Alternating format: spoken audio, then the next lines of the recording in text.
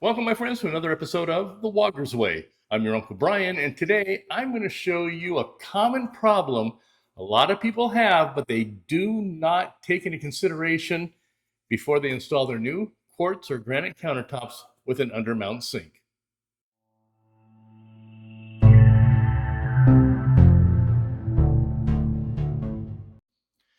So you saved all your pennies so you can get that beautiful granite or quartz countertop you wanted with that really nice stainless steel undermount sink. You're all happy. But then this happens, and your whole attitude changes, and it turns out to be a nightmare. The problem is your sink. Normally, when you had before, you probably had a drop-in sink, a sink that dropped in from the top of your counter, and the older sinks were maybe 6 inches deep in the basins. Well, now you're doing an undermount, so all of a sudden you drop the sink down an inch because your granite or quartz is probably about an inch thick, so you dropped it down an inch. Plus, the new sinks are about 9 or 10 inches deep in the basins, not 6 inches like you had before. So there's a good 3 or 4 more inches that's coming down. So now you've dropped that sink down, oh, good 4 or 5 inches from where it was. Well, what's the problem with that, you think? Well, right here, this drain pipe. Sometimes, like in this case, the drain pipe is too high and I can't get my drain pipes from the sink to line up with this properly because we're installing a garbage disposal with this system. Now, if you're not installing a garbage disposal, you have a lot more leeway and you can get your drain pipes up a little bit higher. But in our case, garbage disposals here are pretty much the norm. Now, if you don't install one, people are going to be a little bit upset. So what are your options when your drain pipe is too high? Well, one, you can plumb it without a garbage disposal. But like I said, in this area, garbage disposals are pretty much the norm and people are upset if you don't have one. So that's really not an option for us. So we have to install a garbage disposal. And the garbage disposal is going to drop your drain pipes down a good another 7 inches because where the garbage disposal mounts to the sink and where the out port on the garbage disposal is, that's a good 7 inches there. So now we've dropped it 5 inches here, plus we got another 7 inches from the garbage disposal. So now we got 12 inches down, and this is too high. We can't line them up. So we can either plumb without a garbage disposal, or the other option is you cut open the wall, you cut off your drain stack, and you lower it down, which means a lot of work. If you can't do it yourself, you can hire a plumber. It's going to cost you a lot of money. There is one other option, and when it works, it's magical. And it works in this instance. That's what this is right here. This is your cleanout. Now, not everybody will have a cleanout under their sink. If this back wall is an exterior wall, chances are your cleanout is outside on the other side of the wall. But this is an interior wall, so our cleanout is right here underneath the sink.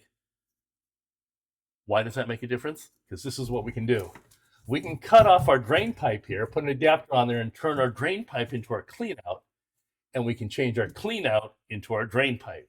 Now we've dropped our drain down about another 7 inches, so we can configure all our drain pipes under the sink to line up and everything will work properly. Your cleanout does not have to be below your drain out. Okay, you can flip them around the other way. It doesn't really matter. So that's what we're going to do here. I'm going to show you how to convert this to the cleanout and how to convert the cleanout to our drain pipe. I'm going to do that right now.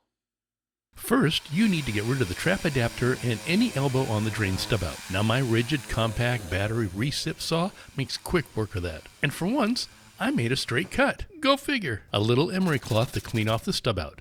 Now there was a lot of paint and drywall compound on it. You want to get it clean, otherwise the adapter won't fit and the glue won't hold. This is the cleanout adapter. One side is threaded for the plug and the other side is a slip fitting to go over the wall pipe. Use a proper adhesive for the type of pipes you have. In my case, it's ABS. And don't be chintzy with the glue. You want to make sure you have some really good coverage. After you push the fitting on, give it a quarter turn to help spread the glue evenly, and then hold the fitting for about 30 seconds because it's going to want to push out on you.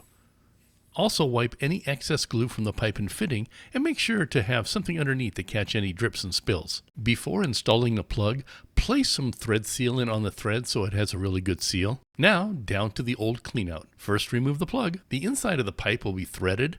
So how do you convert that to a smooth pipe for your new drain pipes? You'll use this.